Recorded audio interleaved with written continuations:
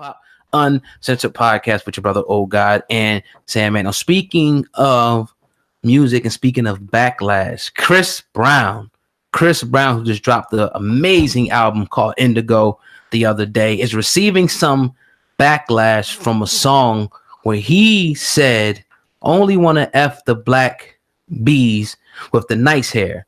Now, a lot of people, came at Chris Brown and said he's, not uplifting black women in this song. And they, they went pretty hard on him. And obviously we're here today talking about this. And SamAnt, before we get into this, is this another, in your opinion, instance where people are just being a little bit too sensitive?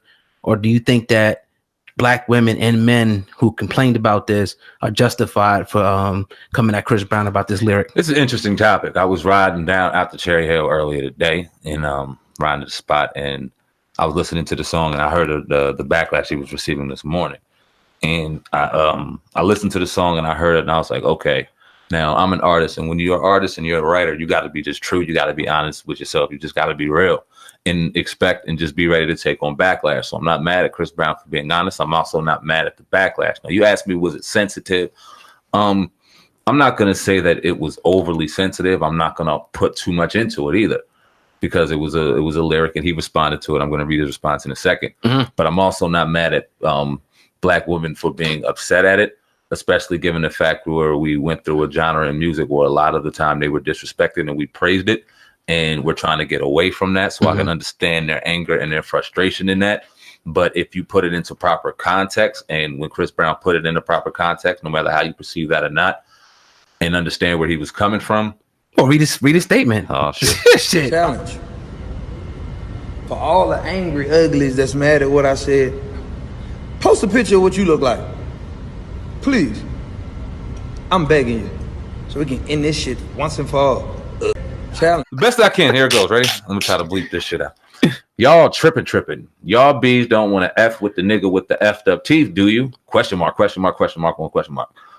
Only fake bees upset is the uglies, not the black queens. Heart, laugh, emoji. So it's like, all right, my thing would be, all right, Chris, you got the nice hair. So what's the bad hair? The bad hair, the nappy hair? Nah, see. What's the nice hair? I want to know. What's the nice hair? You can't talk for Chris. Chris said it. Is there a difference to you? Nice hair and I mean, I don't know. He got to clarify that. Nice hair. Oh God, what do you think about lace fronts, man? What is your opinion? I mean, here's my thing, man. I don't particularly like women who wear wigs, but it wouldn't be like a determining factor if a chick had to wear a wig for a certain amount of time. I would like somebody to rock their natural hair, but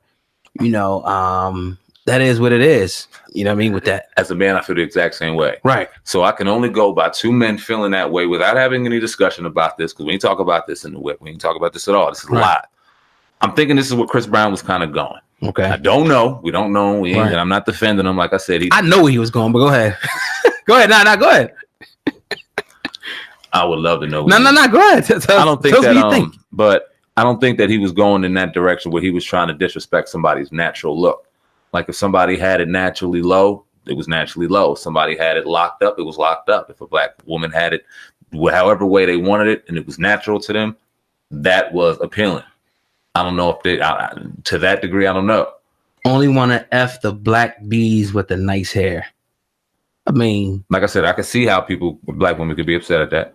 I mean, first you got the B word or whatever. Yeah. And it's like, I'm not going to sit up here and try to defend anybody from using that word, even though at times we never used it. Yeah. And, it was just due to the culture that we come up in, the hip hop culture and whatnot.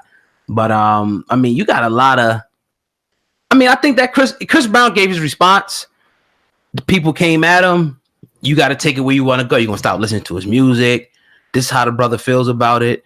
He's only going to mess with the black chicks with the good hair or the nice hair. He don't want to mess with the black chicks with the bad hair, whatever that means. Whatever. I think at this point, Chris just is free to do and say whatever he wants, because how much more backlash could that man take? How much more could they take away from him? So you can agree or disagree with what he said. I don't personally agree with the way he said it, but I'm also not going to tell an artist how to be an artist, especially one on the caliber of Chris Brown. Like, you can choose to skip the song. My thing is, on there. yeah, and that's a good point. I was kind of getting to that too. It's just like, he makes so much music, man, so much uplifting music, great music for the family and dancing and stuff like that. Okay, he made a statement in the song. Let the man live. It may happen. Obviously, he told you how he felt about it. Like he talked about the women, you know, I don't want to do with, you know, bad teeth or whatever.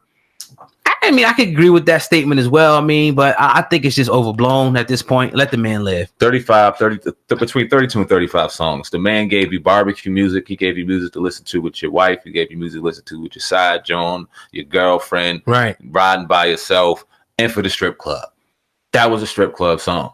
So if you ain't in the strip club, you might not appreciate it. Speaking of that, man, I think this, you know, will be a good to venture into another topic since we don't have anything on the ticker here. Side chicks. You talked about side women and whatnot. And would you say, in your estimation, or would you say the percentage of men that have side women? The percentage. Black men don't cheat. So you gotta look at the Caucasians and the other men, Chinese, Hispanics. I guess on my Hispanic side, we black too, so they don't cheat. How many? But a lot more than should. And let me put it this way. You got to be to a certain level of success to even talk about or think about the level of having a side chick. Because if you got a woman at home and you broke and she's paying most of the bills and you doing nothing, you a piece of shit and just a whack nigga for doing that. Now in your 20s, you're gonna do your thing. There's a learning curve for men that we all have to go through, and we all have to just do. And it's a decision that has to be made. It's a shame that we just programmed the way we are, because we have this decision where we're like, okay, we can really get committed and get faithful, or we could run around and sow our oats and do our thing and kind of make that decision. And 9 times out of 10, we go ahead and settle down. Yeah. And in settling down, we realize this was a fucking mistake. Yeah. And we go and wander off and do our thing, and then we're called cheaters and this and that. We got to recover from that bullshit and do all that. Once you get to a certain level of success, I can honestly say that when I look at the millionaires and billionaires and all of that, and they've taken care of everything, it kind of makes me far-fetched to believe that they don't have 2 or 3 or 4 women on the side. Right. Just because I understand the appetite of a man. Right. And here's what I'll say too. I mean, it's human nature. You know, again, with the lack of men, I always talk about this. I'm gonna stick to this. They, you know, especially we talk about an alpha male who's established, who's doing this thing, entrepreneur, 6 figures, you're not going to find that in abundance. So if you have, you know, 10 females over here and, you know, only 2 of them, you know, are taken and the rest of them are single, then you're going to have that competition for these guys. It just is what it is. I mean, what do you expect? All of them can't be gay. All of them can't, you know, whatever. Some of them are going to want men, and the competition is going to be there, and they're not going to give a damn about your commitment or you guys' commitment, because they want what they want for themselves. It's human nature of the woman to go for the hierarchy, to go for the alpha, you know, and it's just like, it just is what it is. And I think that, you know, what the society has frowned upon it instead of facilitating it to a sense and saying, okay, this is what it really is. Let's make this work the right way, as opposed to having people saying they cheating and mistresses and people trying to kill and fight, because either way you look at it, it's happening, period. So let's just try to facilitate it, is my thing. Are women hearing that shit though? Facilitate. I mean, they're not understanding. I mean, they're not. They probably won't, but I mean, they're gonna have to just deal with the stuff that happens behind the scenes, whether the people get caught or people want to do what they do, because it's damn sure not going to stop people because they're not dealing with it. We got to have a different conversation. What I mean by we, I mean we as a people, because when you look at the demographic between the ratio between male and female, when you look at just species in general, we've had this conversation ad nauseum. We're the only ones that move and walk almost toward a contradiction, so to speak, because it really makes no sense. How we got all this goddamn sperm just throw around